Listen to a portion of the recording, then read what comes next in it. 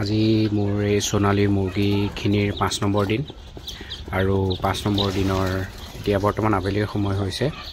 ৰাতিপুৱাও দানা পানী দি দিছিলোঁ আৰু এতিয়াও বৰ্তমান দি দিয়া গৈছে আৰু কোনো ধৰণৰ মেডিচিন নাই, সুদা পানী আছে, কোনো ধৰণৰ মেডিচিন নাই, কুহুমীয়া গৰম পানী ব্যৱহাৰ কৰা হৈছে। আৰু দানাটো বৰ্তমান প্ৰি ষ্টাৰ্টাৰ গোদৰেজৰ যোনটো ব্ৰইলাৰৰ কাৰণে আহে সেইটো ব্যৱহাৰ কৰি আছোঁ, ব্ৰইলাৰ প্ৰি ষ্টাৰ্টাৰ।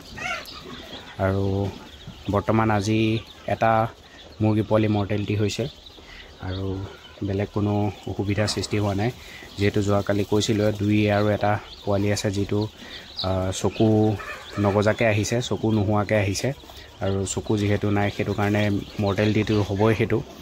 আৰু তাৰ বাহিৰে বেলেগ কোনো মৰ্টেলিটি নাই বা কোনো ধৰণৰ অসুবিধাৰ সৃষ্টি হোৱা নাই। আৰু দেখা পাইছে ভিডিঅ'ত যে পেপাৰখিনি উঠাই দিয়া নাই, পেপাৰ তেনেকৈয়ে থাকে, মুৰ্গীয়ে খুচৰি মাজে মাজে ফালি পেলাইছে আৰু তলত থকা ভুচিখিনি উলিয়াই দিছে। মই পেপাৰ বদলাই নাথাকোঁ, এবাৰ যি পাৰিলোঁ সেয়াই থাকে আৰু পেপাৰখিনি নিজে পিছত ভুচিৰ লগতে মিক্স হৈ যায়, মই আঁতৰাই নিদিওঁ। আৰু মুৰ্গী পোৱালিখিনি ৰাতি হ'লে ভালদৰে ওপৰত প্লাষ্টিকেৰে ঢাকি দিওঁ যাতে ঠাণ্ডা বতাহ সোমাব নোৱাৰে, যিহেতু মোৰ ফাৰ্মখন পুখুৰী এটা ওচৰতে আছে আৰু লগতে পথাৰতে আছে, সেইকাৰণে পথাৰ ৰাতি ঠাণ্ডা হাৱা আহি থাকে ভিতৰলৈ, সেইকাৰণে অলপমান সাৱধানতা অৱলম্বন কৰিবলগীয়া হয় এই টেম্পাৰেচাৰ মেইনটেইনৰ ক্ষেত্ৰত। ৰাতিও চেষ্টা কৰোঁ যাতে 33 পৰা 35 ডিগ্ৰী চেলচিয়াছ ভিতৰত হৈ থাকে। আৰু ৰাতি কোনো ধৰণৰ দানা পানী আৰু ব্যৱহাৰ কৰা নাযায়, এতিয়া যি দিলোঁ আৰু আবেলি সময়ত সেনেকৈ গোটেই বিক্ৰী কৰা পৰ্যন্তলৈকে এইটোৱে ৰুটিন থাকে মোৰ।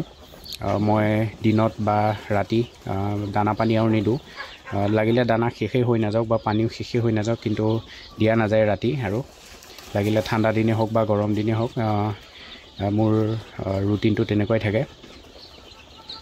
আৰু মুৰ্গী পোৱালিখিনি দেখা পাইছে লাহে লাহে পাখি ওলাবলৈ আৰম্ভ কৰিছে, পাখি ওলাই আছে আৰু ভালদৰে যেতিয়া পাখি ওলাই যাব তেতিয়াই মই ব্ৰুডিংটো বন্ধ কৰি দিম, কাৰণ কি তেতিয়া বডিত সিহঁতে হিটটো মেইনটেইন কৰিব পাৰিব আৰু তেতিয়া ঠাণ্ডা নালাগে অতি সহজে।